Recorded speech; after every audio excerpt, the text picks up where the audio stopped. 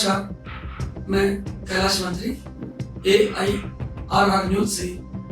आज 26/11 तारीख है और आज के दिन दुर्भाग्य से भारत देश के साथ एक घटनाक्रम की याद हमेशा इस दिनांक को हमें ताजा हो जाती है।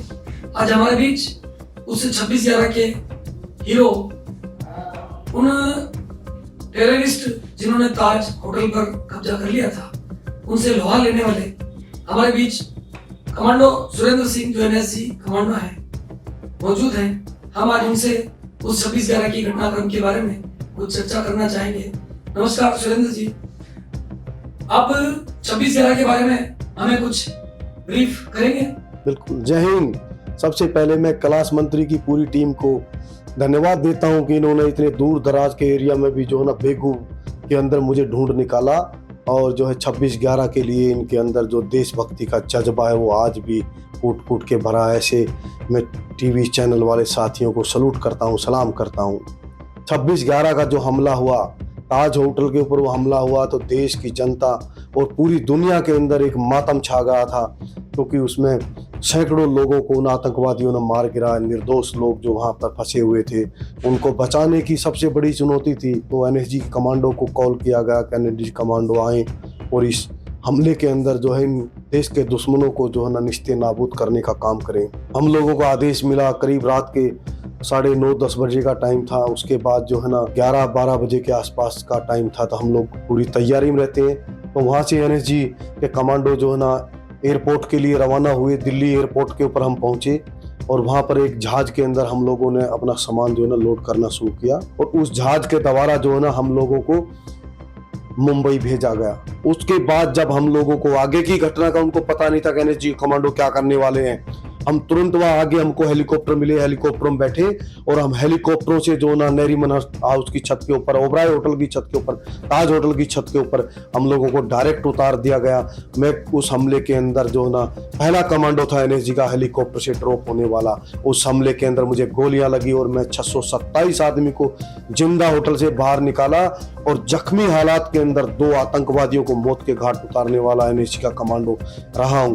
मैं आपको बताना चाहता हूं डिटेल से, जब उस हेलीकॉप्टर से हम लोगों को उतारा, हमने 27 तारीख को देश के अनेकों जो लोग फंसे हुए थे दुनिया के, उनको धीरे धीरे हम निकालते रहे। हम लोगों ने सबसे पहले न्यू ताज को, टंट ताज जो 22 मंजिल का बना, उसको क्लियर किया, जो लोग फंसे थे उनको निकाला। उसके बाद हम ओल्ड ताज में शुरू हुए, ओल्ड ताज की 7वीं मंजिल से क्लियर किया, 6ठी मंजिल क्लियर किया। आतंकवादी गोलियां चलाते रहे और जो ना हम लोग जो उन गोलियों से भी बचते रहे, लोगों को भी बचाते रहे। फिर हम लोगों को फोन आया 27 तारीख को ही, एक रूम के अंदर जो ना हम लोग फंसे हुए हैं, एक महिला ने फोन किया, वहाँ बाहर जो नंबर थे उनके ऊपर, रोने लगी, हम लोगों को बचा लो, और उन्होंने फोन काट दिया। एक 5 स्टार होटल में इस तरह आतंकवादियों का प्रवेश किया जाना क्या किसी न किसी तरह के षड्यंत्र की ओर इशारा करता है? तो हम लगातार जब उन आतंकवादियों को निकाल रहे थे, वहाँ उनके साथ लड़ रहे थे, तो जब आया फोन, तो हम जब उनको निकालने गए, तो जैसे हमारी एक हिट के अंदर 5 कमांडो होते हैं और एक टीम के अंदर 20 कमांडो होते हैं। एक पूरी टीम के बीच में एक ऑफिसर होता है जो कमांडर होता है, और हर हिट के अंदर एक कमांडर, 4 कमांडो रहते हैं। तो जब एक हीट वहाँ पे चलने लगी, तो सीढ़ियों से जब चढ़ने लगी, तो सीढ़ियों के बीच वो हीट पहुँच गई, तो उस पर चारों तरफ से आतंकवादियों ने गोली चलाना शुरू कर दिया। और उस हमले में सबसे आगे जो है ना सुनील जोधा करके नाम का राजस्थान की मिट्टी का ही अलवर का एक लड़का चला हुआ था, उसको 8 गोलियां लगी। जब वो गिरने लगा तो उसने नंबर 2 के ऊपर चला हुआ था सुनील यादव, जो हरियाणा का रेवाड़ी का रहने वाला, सुनील यादव को हिप के अंदर 2 गोलियां लगी। तो दोनों जवान वहाँ सीढ़ियों से गिरे। तो उसी बीच में तीसरे नंबर के ऊपर मेजर उन्नी कृष्णन चल रहे थे, तो उन्होंने एकदम जंप करके आगे हॉल के अंदर जंप किया। उनके पीछे राजवीर फायरचंद चले हुए थे, उनको गोलियां लगी। तो जब उन्होंने अंदर जंप किया, तो वो होल था, उसके 2 गेट थे, एक गेट से गोलियां नहीं चल रही थी, एक गेट से गोलियां चल रही थी। और सामने जो है ना इनके ताज के बड़े किसी परिवार के आदमी का स्टैचू लगा हुआ है। तो जैसे उसने अंदर जंप किया, तो आतंकवादी ने अंदर ही उसको एक गोली मारी, उनको एक यहाँ गोली लगी और हेड शूट हो गया उनको। एक ही गोली में जो है ना वो लड़ते हुए वीर गति को प्राप्त हुए। ऐसे भारत माँ के लाल को भी मैं सलूट करता हूँ इस 26/11 के अवसर पर। और हम लोगों ने अपने बंदों को रेस्क्यू किया और उनको इलाज के लिए भेज दिया, और भगवान की कृपा रही, वो जिंदा हैं और अपने परिवार के साथ हैं।